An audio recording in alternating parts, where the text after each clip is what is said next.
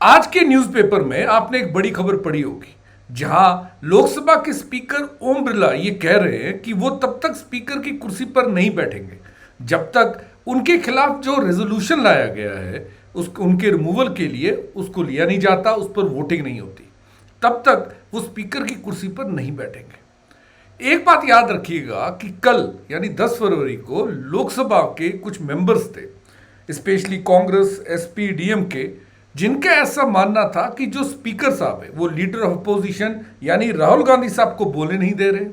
इसी के साथ साथ लोकसभा में हमने देखा था कि 8 एमपीज को सस्पेंड किया गया था, जिससे वो कह रहे हैं कि ये फॉल्स एलिगेशंस के तहत इन 8 एमपीज को सस्पेंड किया गया है, क्योंकि कांग्रेस पार्टी का ऐसा कहना है कि Rahul Gandhi leader of opposition है, उन्हें बोलने का पूरा हक है, और जो स्पीकर ओम बिरला साहब है वो उन्हें टाइम नहीं दे रहे हैं।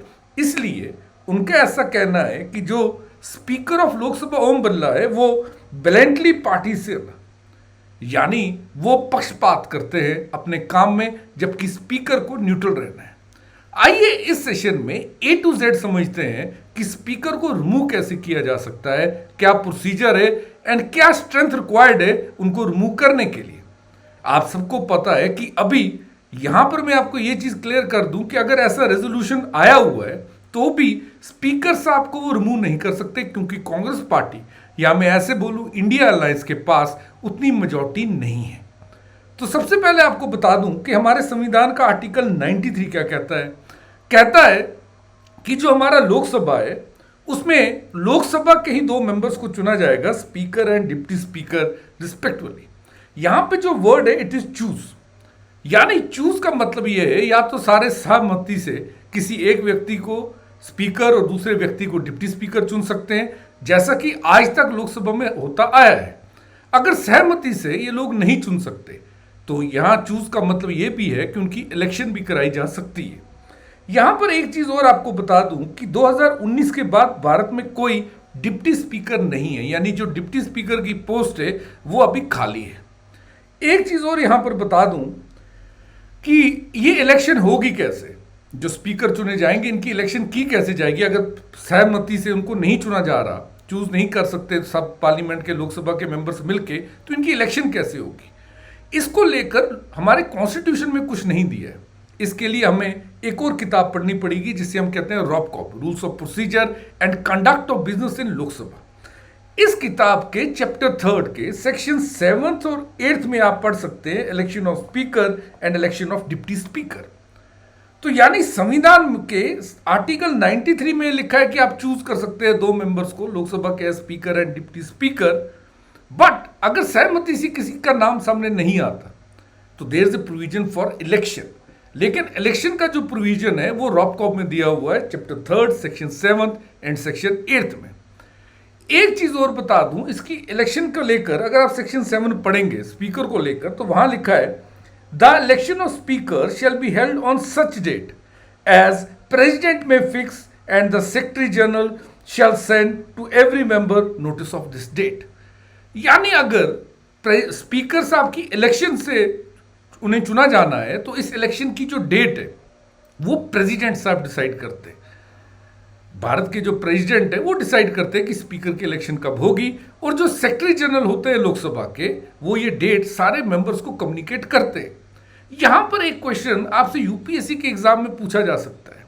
क्वेश्चन ये है कि अगर प्रेसिडेंट साहब स्पीकर के इलेक्शन की डेट डिसाइड करते तो डिप्टी स्पीकर की इलेक्शन की डेट कौन डिसाइड करता होगा।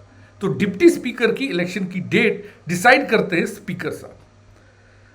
अब इसी के साथ हम एक और आर्टिकल पढ़ते हैं, आर्टिकल 94। तो 93 डील करता है ऑफिस ऑफ स्पीकर के साथ, और यहां से हमें यह पता है कि office of speaker and deputy speaker दोनों के दोनों कॉन्स्टिट्यूशनल ऑफिस है। आर्टिकल 94 डील करता है vacation, resignation and removal from the offices of speaker and deputy speaker, यानी ये ऑफिस किस किस परिस्थिति में वैकेंट होगा। पहला पॉइंट पढ़ते हैं, स्पीकर साहब का ऑफिस वैकेंट हो सकता है if he ceases to be a member of house of the people, यानी अगर किसी वजह से स्पीकर की पोस्ट पे जो व्यक्ति बैठा है, लोकसभा का मेंबर जो बैठा हुआ वो डिस्क्वालीफाई हो जाए, he is no longer the member of Lok Sabha, उनकी इलेक्शन से वो डिस्क्वालीफाई हो जाते हैं तो उन्हें स्पीकर की पोस्ट से भी हटाया जाएगा। दूसरी चीज ये कही गई है कि अगर वो रिजिग्नेशन देते हैं किसी भी टाइम पे, स्पीकर साहब अपना रिजिग्नेशन डिप्टी स्पीकर को देते हैं, डिप्टी स्पीकर अपना रिजिग्नेशन स्पीकर को देते हैं। ये दोनों रिजिग्नेशन अपने पास नहीं रखते, ये रिजिग्नेशन को देते हैं सेक्रेटरी जनरल ऑफ लोकसभा को, जो उसके बाद एक नोटिफिकेशन निकाल के हाउस को बता देते हैं स्पीकर या डिप्टी स्पीकर ने रिजाइन कर दिया है।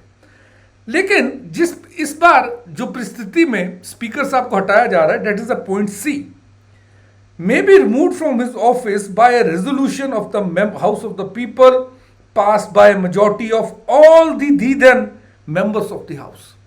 यानी उन्हें एक रेजोल्यूशन के साथ हटाया जा सकता है, and that resolution should be passed by majority of all the then members of the House। ये इंपॉर्टेंट है। एक चीज और इंपॉर्टेंट है, जैसे खबरों में लिखा है कि स्पीकर के खिलाफ नो कॉन्फिडेंस मोशन लाया गया, तो इट इज रॉन्ग।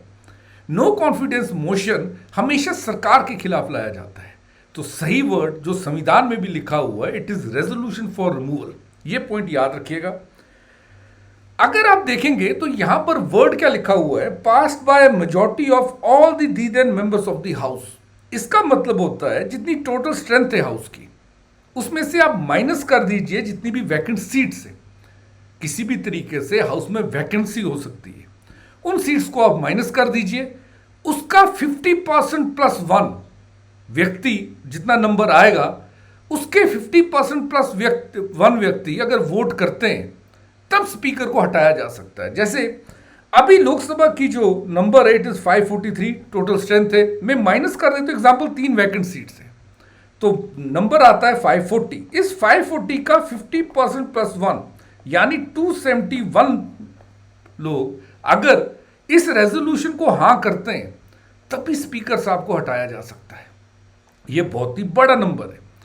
अगर आप अपोजिशन मिला के देखेंगे तो इतना बड़ा नंबर अपोजिशन के पास फिलहाल नहीं है, बिकॉज आपको चाहिए इफेक्टिव मेजॉरिटी स्पीकर को हटाने के लिए। और इफेक्टिव मेजॉरिटी होती क्या है, total strength of the house, जो टोटल स्ट्रेंथ है माइनस कर दीजिए जो सीट्स वैकेंट हुई हैं, एट प्रेजेंट जितनी सीट्स वैकेंट है उसका 50% प्लस 1 कर दीजिए, that is the effective majority.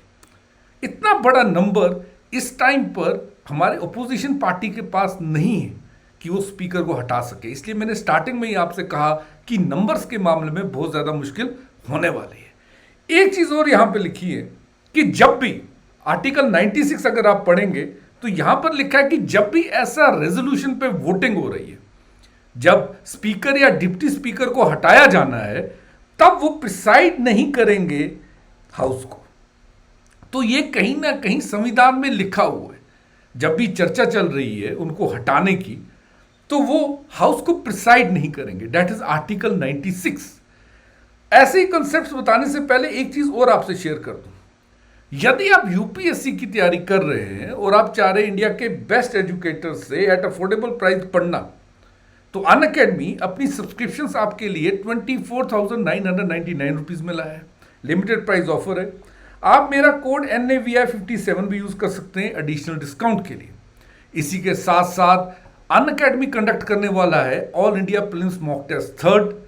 इसमें एक्सपर्ट्स आपके लिए पेपर बनाएंगे, वैसा ही पेपर जो आप 2026 में मिलता जुलता आप देखेंगे। तो आपके लिए बड़ा जबरदस्त प्रैक्टिस टेस्ट है ये प्रैक्टिस टेस्ट फरवरी 15 को हो रहा है, सुबह 9:30 बजे और दिन में 2:30 PM पे। एक चीज और आपसे कह दूं, आपको सबको पता है कि काफी सारे एस्पिरेंट्स बहुत सारी प्रॉब्लम्स फेस कर रहे हैं फॉर्म भरने में। 14 डेज टोटल रह गए हैं। आपको भी कोई मुश्किलें आ रही हैं तो डिस्क्रिप्शन में लिंक है, आप उस पर क्लिक करके अपना एक फॉर्म आपके सामने आएगा, उसे फिल करें। हमारी हेल्पलाइन आपको गाइड करेगी फॉर्म को फिल करने में, 1-on-1 मेंटरशिप भी आपको मिलेगी। अब बढ़ते हैं टॉपिक की ओर। इसी रूल्स ऑफ प्रोसीजर रॉपकॉप जो है लोकसभा का, इसी का जो चैप्टर 18 है, इसमें अगर आप सेक्शन 200 और 200A अगर आप पढ़ेंगे तो उसमें लिखा हुआ है कि ये जो आप रेजोल्यूशन लाने वाले हैं स्पीकर या डिप्टी स्पीकर को हटाने के लिए, इसके बारे में सब लिखा हुआ है। एक चीज याद रखिएगा कि ये रेजोल्यूशन यहां पे लिखा हुआ है साफ साफ कि अंडर आर्टिकल 94 जो आप ला रहे हैं स्पीकर को या डिप्टी स्पीकर को लाने के लिए, इसे आपने अच्छे से ड्राफ्ट करके कि क्या क्या वजह है जिसमें आप चाहते हैं कि इनको हटाने के लिए, आपने सेक्रेटरी जनरल को लिखना है, फुल टेक्स्ट लिखना है आपने। जैसे ही सेक्रेटरी जनरल साहब के पास ये रेजोल्यूशन जाता है तो वो सेम डे पे या कोई दिन फिक्स करेंगे जिस दिन में इस विषय पे, इस रेजोल्यूशन पे चर्चा होगी। याद रखिएगा, जैसे ही ऐसा रेजोल्यूशन कोई आता है तो स्पीकर साहब को 14 डेज का टाइम दिया जाता है। 14 डेज के अंदर अंदर स्पीकर साहब अपनी बात भी रख सकते हैं।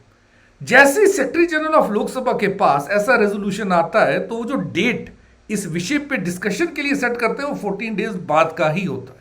ऐसे ही अगर आप रॉबकॉप का 200A पढ़ेंगे, वहां पर लिखा हुआ है कि ऐसे जो रेजोल्यूशंस हैं वो तभी एडमिसिबल होते हैं अगर उसमें चार्जेस स्पेसिफिक लिखे हुए हैं, क्लियरली और प्रिसाइजली एक्सप्रेस्ड है, उसमें कोई आर्गुमेंट नहीं है, कोई इंटरफेरेंस नहीं है, कोई आयरॉनिक एक्सप्रेशन नहीं है, कोई डेफेमेशन स्टेटमेंट नहीं है।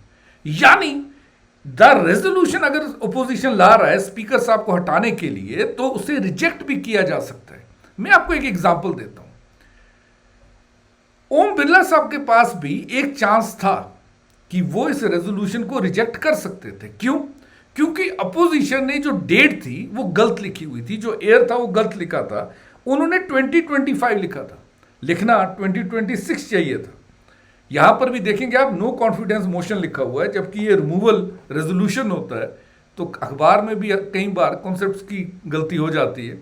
Against the Lok Sabha speaker Om Birla, तो चाहते अगर ओम बिरला साहब इसे रिजेक्ट कर सकते थे, लेकिन उन्होंने सेक्रेटरी जनरल से कहा कि आप एक और चांस दीजिए अपोजिशन पार्टी को, वैसे ठीक कर लेंगे। एक चीज और आपको बता दूं कि जैसे ये नो कॉन्फिडेंस मोशन आया है, इसकी डेट जैसा मैंने आपसे कहा 14 डेज का गैप रखना होता है। 14 डेज स्पीकर साहब को मिलते हैं, वो अपनी बात रख सकते हैं। तो जो डेट सेट की गई है अभी, दैट इज मार्च 19 डेट जो है वो सेट की गई है।